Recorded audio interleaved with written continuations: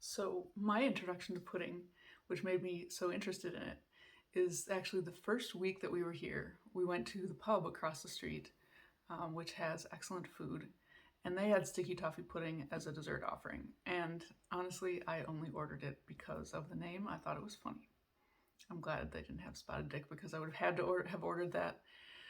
But anyway, it was a small. It was an individual sized. It was a small caramel silky muffin slash custard, I guess, with a hot caramel sauce on top, and they served it with just a perfect scoop of cold vanilla ice cream. And it was one of the best things I have ever eaten. And I've ordered it a number of times since then. So, part of my decision to try to learn more about puddings was to find out about sticky toffee pudding in particular, and in particular to find out how it was made so that I can make it for my family and friends back in the States. So I got this wonderful book at a local charity shop, and it is by the Pudding Club of the UK, and they've put out their favorites. So you can see there's just a dazzling array of things considered pudding. So Christmas pudding, lemon meringue pie, rhubarb crumble, flapjacks, which are kind of like granola bar, Bakewell tart, something Scottish with oats in it, rhubarb hat, which is the best name for a thing ever. All these come under the umbrella of puddings. So this is not pudding, this is custard, which goes over pudding. You spoon it on as a topping. So what else might you use to top your pudding? If you're British, you could put double cream or single cream. Double cream is pretty much what we would call whipping cream, and single cream is more like what we would call half and half. But both of those are considered totally fine for pouring over your dessert. Okay, let's do it. I'm going to try to make a sticky toffee pudding using the recipe here. So these are ingredients for the cake batter. This is my pudding basin, which I purchased especially for this project. These are the two foils which are supposed to go over the top of it and keep the steam from getting in and ruining the batter. So we shall see how it works out.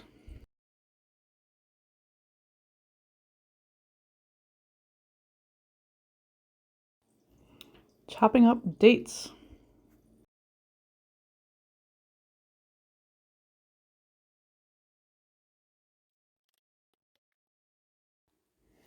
All right, so we're actually going to make the topping, the caramel sauce first. So I'm going to put all these things in the saucepan, and then I'm just going to stir it until it gets nice and melted. And then we will just set that aside until it's needed.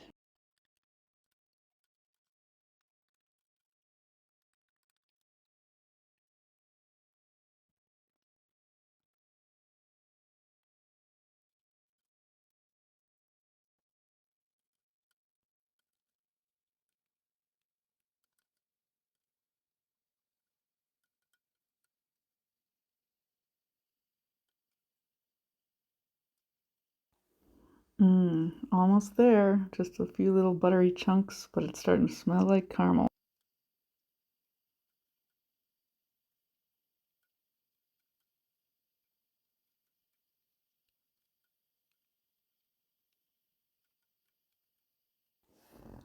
Now that it's done, we're going to pour it right into the nice pudding basin, and it will wait for the batter to go on top. Oh, it smells amazing. Now it's time to start with the batter.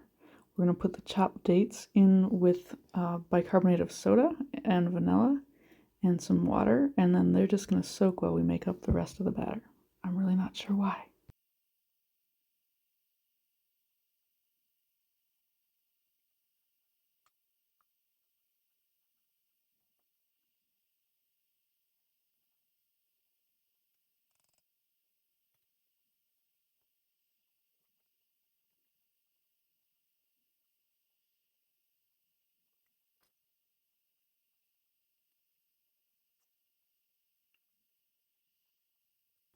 Now we're going to start with the batter part, which we'll do by starting with the butter and sugar, which is a pretty familiar way to start something for an American baker.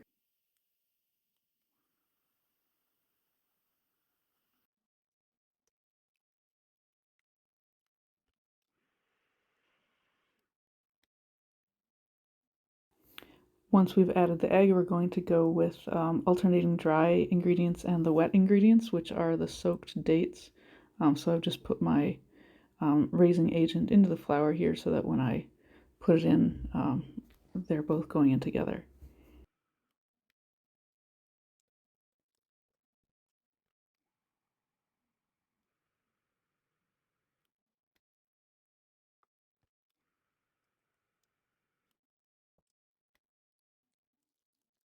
Adding these chopped dates with the water feels so weird.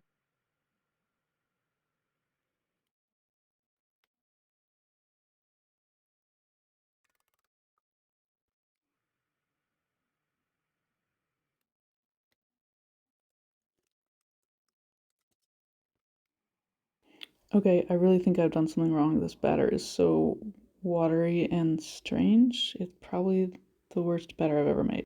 I checked the recipe and I can't find anything wrong, so I guess I'll just go ahead and put it in here. Now I'm using 2 squares of parchment paper and foil to cover up the basin and make sure that no water gets in during the steaming process. I've tied it with string, we've steamed it in a pot for an hour and a half, and now it's time to take it out.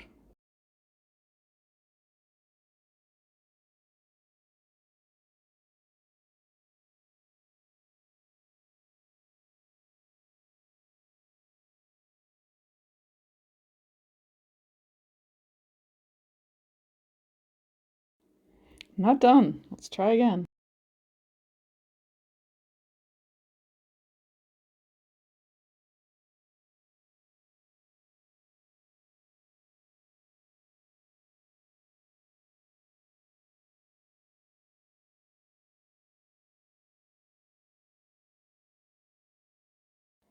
I'm making a handle with string so I can take it in and out of the pot.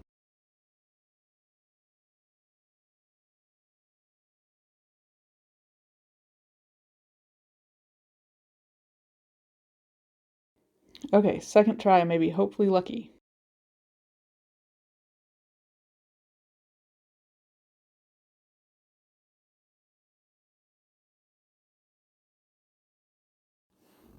It looks good. I can't believe that batter made this beautiful looking pudding. Okay, moment of truth.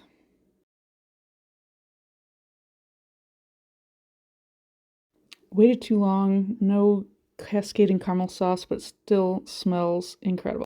So, if I was a contestant on the Great British Bake Off, this might have gotten me sent home because we didn't have that perfect moment of the sauce cascading down. But I can tell you this pudding was delicious, and I'm serving it here with some of the custard from before.